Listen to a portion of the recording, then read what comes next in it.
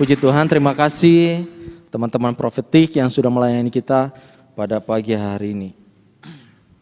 Puji Tuhan, sekali lagi shalom. Shalom Bapak Ibu yang ada di rumah yang sedang menyaksikan live streaming pagi hari ini. Pagi hari ini saya akan menyampaikan kebenaran firman Tuhan yang berjudul, ya boleh ditampilkan, Progres dalam proses, ya. Progres dalam proses.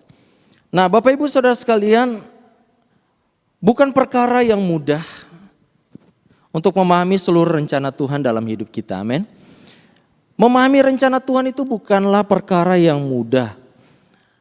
Apalagi kalau rencana Tuhan itu berbeda dengan rencana kita, amin.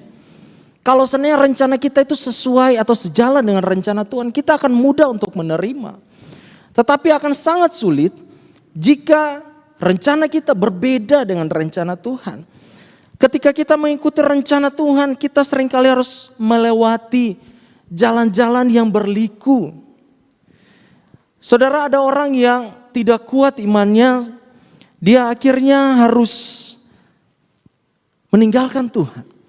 Kecewa dengan Tuhan. Mereka berhenti untuk mengikuti rencana Tuhan di tengah jalan. Bahkan mereka memilih untuk mencari jalan pintas. Nah saudara, salah satu tokoh Alkitab yang hari ini akan saya seringkan, yang hidupnya sangat berliku adalah Yusuf. Ya. Siapa sih yang tidak kenal dengan Yusuf? Semua kenal dengan Yusuf. Ada Yusuf di sini? Boleh angkat tangan. Ya. Nah saudara, semua orang kenal dengan kisah Yusuf. Saya tertarik dengan pergumulan hidup Yusuf. Seorang penyanyi bernama David Campbell, dia menciptakan lagu yang terinspirasi dari kisah Yusuf. Judul lagu yang diciptakan adalah Better Than I. Lebih baik dari saya. Lagu ini memberikan refleksi yang dalam dari pergumulan memahami rencana Tuhan. Perhatikan beberapa penggalan lirik dari lagu tersebut. Saya baca bahasa Indonesianya saja. Aku pikir aku melakukan apa yang benar. Aku pikir aku punya jawabannya. Aku pikir aku memilih jalan yang paling pasti. Tapi jalan itu membawaku ke sini. Engkau tahu lebih baik dariku. Engkau tahu jalannya. Aku berhenti untuk mencari tahu mengapa. Karena engkau lebih tahu dariku. Nah saudara, dari lirik lagu ini kita bisa merasakan bagaimana Yusuf berada pada titik yang paling terendah di dalam hidupnya. Saudara, Yusuf berpikir dia sudah melakukan hal yang benar. Tetapi akibatnya dia mengalami hal-hal yang buruk dalam hidupnya. Berawal dari kebencian saudara-saudaranya karena Yusuf diperlakukan istimewa. Kita tahu cerita Yusuf, bagaimana ayahnya sangat mengidolakan Yusuf. Sampai dibelikanlah baju yang sangat mewah. Sedangkan koko-kokonya ya, susah di padang menjaga kambing domba. Si Yusuf ada di rumah menemani orang tuanya. Yusuf dipakaikan baju yang sangat mewah. Nah saudara, ada iri hati, kecemburuan. Pada akhirnya kita tahu kisah Yusuf, bagaimana dia harus dihianati oleh saudara-saudaranya. Dia dijual. Nah saudara, tidak hanya sampai di situ. Ketika dia ada di Mesir, di rumah Potifar, dia difitnah, dimasukkan ke dalam penjara. Sampai di penjara saudara, dia menolong orang tetapi bahkan kebaikannya dilupakan oleh orang yang dia tolong. Yaitu juru roti dan juru minum raja. Nah saudara, kita melihat bahwa Yusuf ada di dalam lika-liku kehidupan. Yusuf ada di dalam lembah kekelaman. Tetapi kita lihat bahwa ada tangan Tuhan yang senantiasa menolong kehidupan Yusuf. Kita melihat sekeras apapun kehidupan Yusuf dibanting, dia tidak hancur, amin. Ketika dia dibanting, Yusuf memantul lebih tinggi dan lebih tinggi lagi. Bahkan firman Tuhan bilang bahwa Yusuf disertai oleh Tuhan. Apapun yang dikerjakan oleh Yusuf dijadikan Tuhan berhasil. Nah saudara, kita melihat setelah semua kesulitan hidup yang Yusuf alami, dia sampai pada sebuah kesimpulan yang dia nyatakan kepada saudara-saudaranya dalam Kejadian 50 ayat 20. Mari kita baca ayat ini bersama-sama. Kejadian 50 ayat 20, 1, 2, 3. Memang, tetapi Allah telah mereka-rekakannya untuk kebaikan dengan maksud melakukan seperti yang terjadi sekarang ini, yakni memelihara hidup suatu bangsa yang besar. Nah saudara, bagaimana mungkin setelah melewati berbagai macam masalah, pergumulan, lika-liku kehidupan, Yusuf dia mampu berkata seperti ini. Nah saudara, kita akan lihat sebelum Yusuf dia mengalami progres di dalam kehidupannya. Sebelum Yusuf menjadi orang yang nomor 2 di Mesir. Sebelum Yusuf diberikan anugerah Tuhan yang paling besar di dalam kehidupannya. Yusuf melewati apa yang dinamakan proses. Amin. Yusuf melewati apa yang dinamakan proses. Yusuf mengalami proses Tuhan. Nah pagi hari ini kita akan belajar. Apa yang bisa kita pelajari dari pribadi Yusuf? Yang pertama saudara, bahwa ketegaran Yusuf dibangun di atas pengenalan yang baik akan Tuhan. Amin. Ketegaran Yusuf dibangun atas pengenalan yang baik akan Tuhan. Nah saudara, semua sudah pernah naik pesawat ya. Semua sudah pasti pernah naik pesawat. Nah misalkan satu kali Anda naik pesawat. Sebelum pesawat take off, pramugari biasanya menyapa ya. Pramugari menyapa saudara dan kemudian mengatakan seperti ini. Selamat pagi para penumpang yang kami hormati. Beberapa saat lagi pesawat akan segera lepas landas. Kami meminta Bapak Ibu untuk duduk dan memakai sabuk pengaman. Diberitahukan bahwa pesawat ini diterbangkan oleh pilot yang baru lulus sekolah penerbangan dan baru memiliki 20 jam terbang. Harap tenang dan selamat menikmati penerbangan ini. Kira-kira kalau Bapak Ibu ada dalam pesawat seperti itu, bagaimana perasaan saudara ya? Pasti panik ya. Aduh, ini pesawat ini diterbangkan orang yang baru belajar ya. Pasti panik saudara. Nah untungnya dalam dunia nyata nggak akan pernah terjadi hal seperti itu. Sebaliknya orang yang ada di dalam kokpit adalah orang terpilih. Orang yang sudah dilatih bertahun-tahun.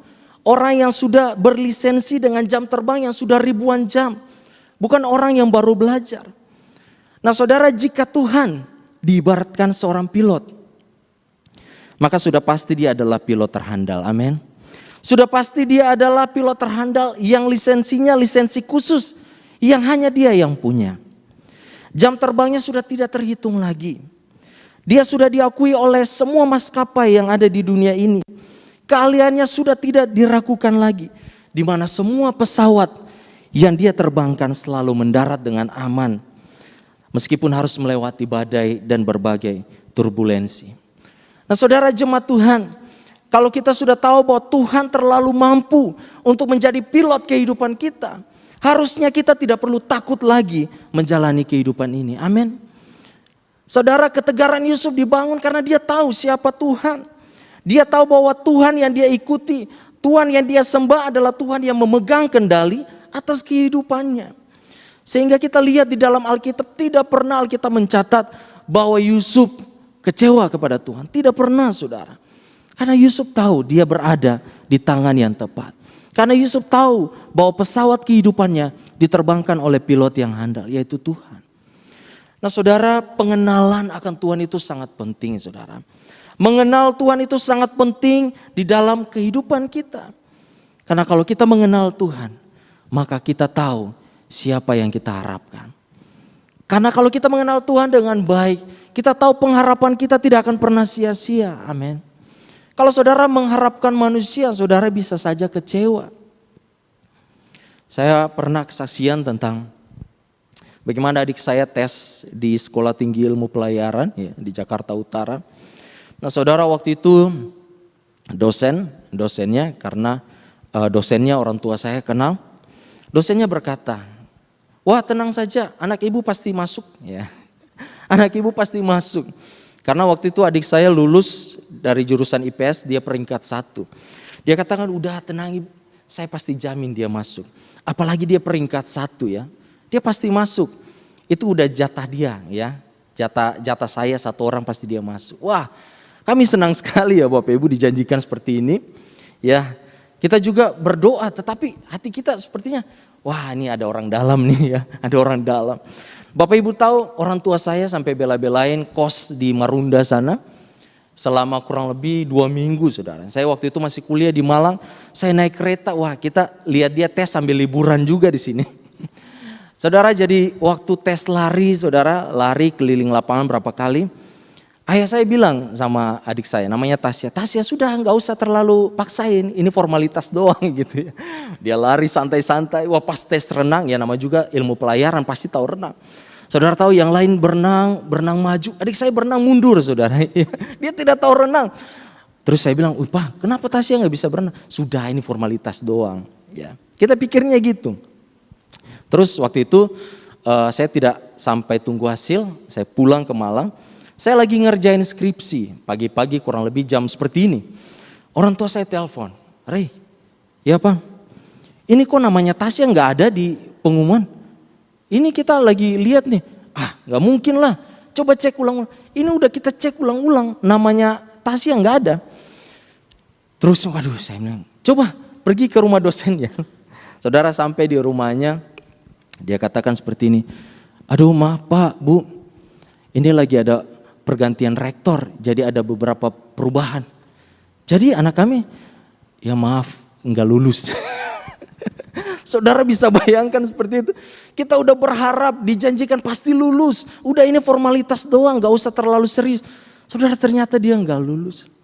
Nah saudara mungkin ada beberapa dari kita mengharapkan seseorang. Kita merasa kita di backup oleh manusia, seseorang orang besar misalnya. Tetapi bisa saja dia mengecewakan kita saudara. Tetapi kalau kita berharap sama Tuhan, percayalah. Mungkin secara jasmani kita melihat, aduh Tuhan bukan seperti ini yang saya mau. Tetapi percayalah bahwa Tuhan tahu jalan yang terbaik buat kita. Amin. Tuhan tahu jalan yang terbaik buat kita. Dan pengharapan di dalam Tuhan tidak pernah mengecewakan saudara. Nah saudara, pengenalan akan Tuhan itu sangat penting. Amin. Kita perlu tahu, kita perlu kenal dengan Tuhan dengan baik. Dan pengenalan Tuhan itu tidak pernah final. Tidak pernah. Ketika saudara mengenal Tuhan, oke, hari ini saya bertobat. Saya tahu Tuhan itu baik. Dan seterusnya itu saja yang saudara tahu tentang Tuhan. Tidak saudara. Tetapi mengenal Tuhan itu bersifat progresif. Artinya kita harus senantiasa mengenal Tuhan dari hari ke sehari. Hari ini kita mengenal Tuhan itu baik. Besok kita harus terus mengenal Tuhan. Kita harus mengalami Tuhan setiap hari. Nah saudara mengenal Tuhan itu harus dari hari ke hari. Karena pasangan yang sudah menikah bertahun-tahun saja bisa salah paham. Amin. Saudara bisa menikah bertahun-tahun tapi tidak menjamin bahwa tidak ada salah paham saudara. Apalagi dengan Tuhan. Yang notabene kita tidak lihat Tuhan. Apalagi kalau kita jarang berdoa, jarang berkomunikasi dengan Tuhan. Makanya gak heran banyak orang Kristen yang sering salah paham sama kehendak Tuhan, benar gak? Banyak orang Kristen yang salah paham dengan kehendak Tuhan. Nah saudara, Injil Yohanes memberi penegasan bahwa mengenal Tuhan itu sangat penting dalam kehidupan orang percaya. Karena berkaitan dengan keselamatan. Ya. Firman Tuhan di dalam Yohanes 17 ayat 3 dikatakan, inilah hidup yang kekal itu, yaitu bahwa mereka mengenal Engkau, satu-satunya Allah yang benar, dan mengenal Yesus Kristus yang Engkau utus. Nah saudara, saya tertarik untuk mengupas sedikit mengenai kata mengenal. Nah saudara, mengenal seperti apakah yang dimaksudkan di sini? Kata mengenal berasal dari bahasa Yunani ginosko, yang sebenarnya artinya tidak hanya sekedar mengenal, tetapi menikmati. Mengenal yang dimaksudkan Yohanes di sini bukan hanya kita sekedar tahu, kita sekedar kenal, tetapi kita benar-benar menikmati, saudara. Kita benar-benar menikmati hubungan kita dengan Tuhan. Apa yang saya maksudkan dengan menikmati hubungan dengan Tuhan? Bapak Ibu coba jawab pertanyaan ini dalam hati. Jika Anda berdoa kepada Tuhan, Anda menikmati enggak setiap menit yang Anda gunakan untuk berdoa? Sekali lagi ya, jika Anda berdoa kepada Tuhan, Anda menikmati enggak setiap menit yang saudara gunakan untuk berdoa? Jika Anda memuji, menyembah Tuhan secara pribadi dimanapun itu, apakah Anda menikmati enggak waktu-waktu penyembahan itu? Jika Anda baca Alkitab, Apakah Anda lakukan dengan penuh kepuasan atau hanya sekedar membaca saja, rutinitas saja? Jika Anda beribadah di gereja, apakah Anda menikmati setiap menit saudara ada di sini atau hanya sekedar mengisi waktu hari Minggu? Nah, saudara, jawaban saudara menentukan apakah Anda hanya mengenal atau menikmati hubungan dengan Tuhan. Nah, saudara, kita perlu untuk menikmati hubungan dengan Tuhan. Karena hubungan yang berkualitas adalah hubungan yang dapat dinikmati. Nah, saudara, Tuhan ingin menikmati hubungannya dengan kita. Amin. Nah, saudara, seringkali kita merasa bahwa kekristenan hanya sebuah rutinitas. Kekristenan hanyalah sebuah ritual. Saudara merasa cukup datang ibadah hari Minggu, ya pulang. Saudara merasa bahwa saudara tidak menjadi orang kafir, saudara punya agama, saudara berdoa sekali-kali, saudara baca Alkitab itu pun kalau ada yang kirim di grup WA, saudara. Nah, saudara, kira-kira dengan hubungan seperti itu, apakah Tuhan bisa menikmati hubungannya dengan kita? Saya rasa tidak, saudara. Nah, saudara, yang Tuhan cari adalah hubungan yang bisa dinikmati, saudara. Kalau saudara merasa bahwa hubungan saudara dengan Tuhan hanya sekedar mengenal, saat ini saya mau bilang, mari kita punya komitmen untuk Tuhan, saya mau menikmati hubungan dengan Tuhan. Karena apa? Ketika kita menikmati hubungan yang intim dengan Tuhan, di dalam hubungan yang dapat kita nikmati tersebut, roh kita akan dibangun. Amin. Iman kita diteguhkan dan pengharapan kita menjadi pasti, saudara. Oleh karena itu mari dalam setiap kesempatan kita berkomunikasi dengan Tuhan, nikmatilah hubungan itu. Nikmatilah komunikasi itu. Saudara kalau punya anak, kalau anak saudara pulang sekolah, saudara tanya, gimana sekolahnya? Ya begitulah Pak, udah masuk kamar saudara. Ayo makan, ya habis makan masuk kamar lagi main game. Ya. Saudara kira-kira sebagai orang tua perasaannya gimana? Ini anak kok kayaknya kurang ya. Kurang ada kedekatan secara emosional. Komunikasinya itu tidak dibangun di atas sebuah fondasi yang baik. Tuhan rindu untuk bisa menikmati hubungannya dengan kita. Karena apa? Kalau kita ada dan kita berkomunikasi dengan baik, hubungan kita berkualitas dengan Tuhan, kita pasti akan kuat menghadapi setiap masalah di dalam kehidupan kita. Sehingga kita mampu untuk berkata, Tuhan adalah kekuatan dan perisaiku. Amin. Kepadanya hatiku percaya, aku tertolong sebab itu beria-ria hatiku. Dan dengan nyanyianku aku bersyukur kepadanya. Hanya di dalam Tuhan, pengenalan yang baik akan Tuhan akan membuat kita mampu, akan membuat kita kuat untuk menghadapi setiap tantangan di dalam kehidupan kita. Yang kedua saudara, hal apa yang bisa kita pelajari dari Yusuf? Yang kedua adalah Tuhan memproses kehidupan Yusuf untuk tujuan yang lebih besar. Tuhan memproses kehidupan Yusuf untuk tujuan yang lebih besar. Nah, saudara, masa-masa paling sulit dalam kekristenan adalah kita mengalami proses pembentukan Tuhan. Yang namanya pembentukan itu nggak ada yang enak. Ya. Nggak ada yang suka dibentuk, saudara. Nggak ada yang suka dibentuk. Karena pembentukan yang betul itu adalah sesuatu yang menyakitkan, saudara.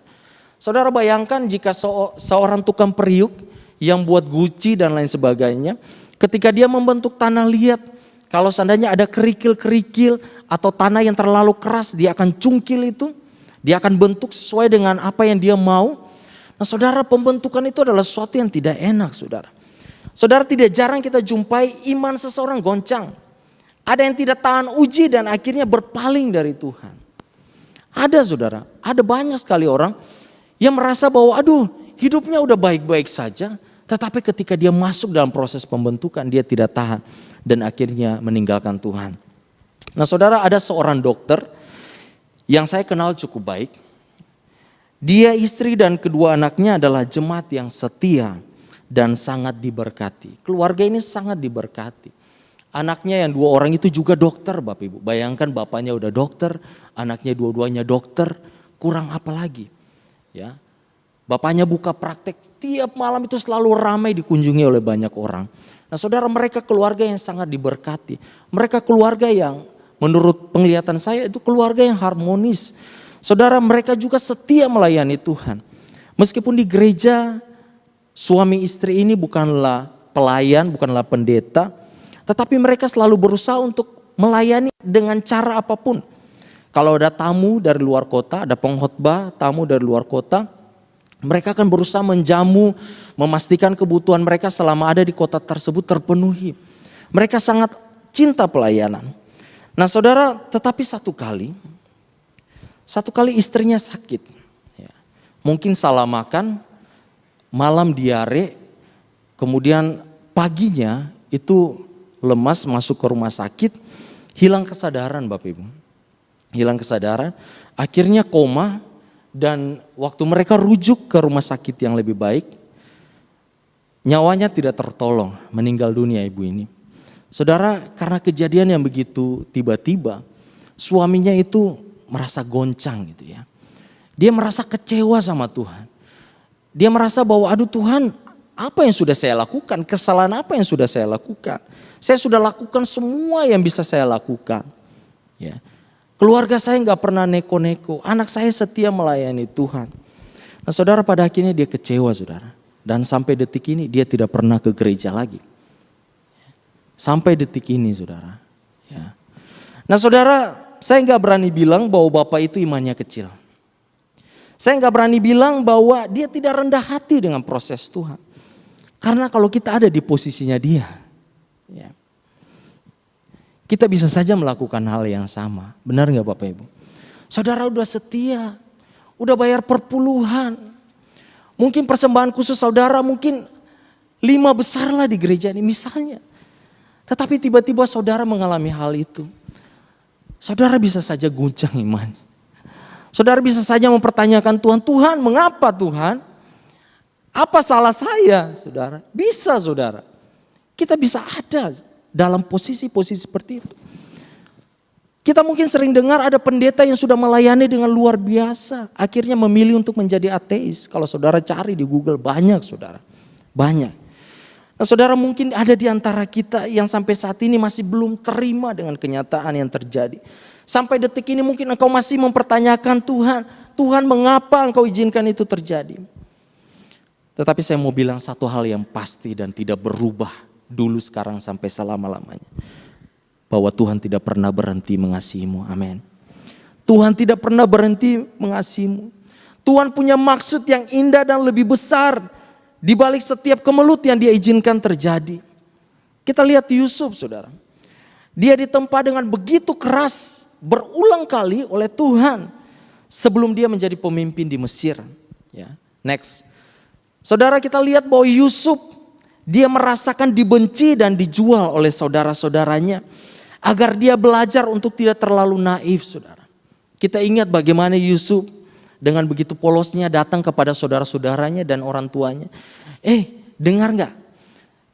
Dengar, tadi malam saya bermimpi bahwa berkas-berkasnya papa mama dan kakak-kakak semua itu tunduk pada berkasku. Wah, begitu naif dia saudara. Tetapi Tuhan membentuk dia. Saudara, integritasnya diuji sampai dia masuk penjara ketika dia ada di rumah Potifar. Ketulusannya diuji ketika dia sudah melakukan kebaikan. Dan kebaikannya itu dilupakan begitu saja oleh juru roti dan juru minum raja. Nah saudara, kalau kita mau lihat kehidupan kita ada progres. Kalau kita mau lihat anugerah Tuhan itu dinyatakan lebih besar lagi dalam kehidupan saudara. Kita harus setia dengan yang namanya proses. Amin saudara. Mungkin saat ini saudara berdoa, Tuhan berikan saya, jadikan saya keluarga yang harmonis. Apakah Tuhan akan menjawab dan mengatakan oke, saya akan jadikan keluargamu harmonis. Ataukah Tuhan kasih kesempatan untuk keluargamu harmonis. Ya. Saudara mungkin berdoa, Tuhan kasih saya kesabaran. Apakah Tuhan akan kasih kamu kesabaran? Tidak. Tuhan akan kasih kesempatan untuk kamu belajar sabar. Tuhan, saya mau sabar. Sampai di gereja, saudara disambut oleh orang yang mungkin saudara tidak suka. Ya, misalnya saudara. Saudara berdoa supaya saudara lebih mengandalkan Tuhan. Tuhan izinkan kekurangan. Supaya saudara benar-benar mengandalkan Tuhan. Ya. Saudara berdoa supaya Tuhan, saya mau untuk bisa setia kepadamu Tuhan. Setelah saudara melayani, saudara dikritik habis-habisan. Saudara proses, saudara. Proses itu tidak ada yang enak. Tapi percayalah, kalau kita mau progres di dalam kehidupan kita, mari setia dengan prosesnya Tuhan. Amin. Saat ini mungkin kita masih belum mengerti sepenuhnya apa rencana Tuhan. Mari kita belajar bersikap seperti Yusuf yang tetap bertahan menjalani rencana Tuhan dalam hidupnya. Saya teringat sebuah kisah lucu dari film Laskar Pelangi. Ya, mungkin film yang sudah cukup lama, beberapa tahun yang lalu. Suatu hari anak-anak SD Belitong, ya, mereka mencoba mencari jalan pintas untuk lulus sekolah dengan mencari dukun. Ya. Jadi mereka pergi ke dukun supaya mereka bisa dapatkan jimat supaya mereka lulus ujian. Ya. Akhirnya mereka menempuh perjalanan yang cukup jauh untuk sampai di rumah dukun tersebut. Mereka hampir menyerah, tapi akhirnya karena kegigihan mereka sampailah juga mereka di rumah dukun. Sampai di rumah dukun, mereka diberikan sebuah kertas. Ya. Kertas itu dilipat dan dukun mengatakan syaratnya kalian tidak boleh baca sekarang. Kalian harus pulang ke rumah kalian, sampai di rumah baru buka dan baca. Akhirnya mereka kemudian pulang menempuh jalan yang sama, sampai di rumah mereka buka, saudara. Dan kagetnya mereka karena isi tulisan kertas itu adalah mau lulus, ya belajar. Saudara, sudah jauh-jauh ternyata tulisannya cuma gitu. Nah, saudara mungkin lucu, saudara. Tetapi saudara, kalau kita mau lulus di dalam kehidupan kita, kita harus belajar untuk menerima proses. Amin. Tidak ada jalan pintas untuk sebuah kesuksesan, saudara. Tidak ada, saudara. Saudara, kalau mau lihat anugerah Tuhan lebih besar dinyatakan dalam hidupmu, saudara harus setia dengan pembentukan Tuhan. Prosesnya Tuhan. Nah, saudara, Ayub mengatakan dalam Ayub 23 ayat 10. Karena ia tahu jalan hidupku, seandainya ia menguji aku akan timbul seperti emas. Saudara mau pilih mau jadi emas atau mau jadi yang lain, saudara. Kalau emas harus dibakar. Saudara, nggak ada yang enak ya. Pembentukan Tuhan tuh nggak ada yang enak, tapi percayalah hasilnya sudah pasti. 1 Petrus 5 ayat 6. Karena itu rendahkanlah dirimu di bawah tangan Tuhan yang kuat, supaya kamu ditinggikannya pada waktunya. Saudara, jangan kita keraskan hati kita. Jangan bersungut-sungut, tetapi jalani dengan sabar proses Tuhan. Sampai proses itu selesai, kita akan muncul seperti emas dan kita siap dipakai oleh Tuhan. Kita siap untuk menerima berkat yang lebih besar lagi dan anugerah Tuhan yang lebih besar lagi. Oleh karena itu, kalau saat ini engkau sedang ada dalam prosesnya Tuhan, berdoalah kepada Tuhan. Tuhan, kasih saya kekuatan, kasih saya kekuatan, kasih saya damai sejahtera supaya saya mampu melewati proses Tuhan ini. Percayalah, Tuhan gak pernah main-main dengan kehidupan kita. Tuhan mau pakai saudara. Tuhan mau berkati saudara. Tuhan mau nyatakan anugerahnya yang lebih besar lagi buat kita. Asal kita mau proses. Kita mau setia dalam proses pembentukan itu. Amin. Tuhan Yesus memberkati kita semua.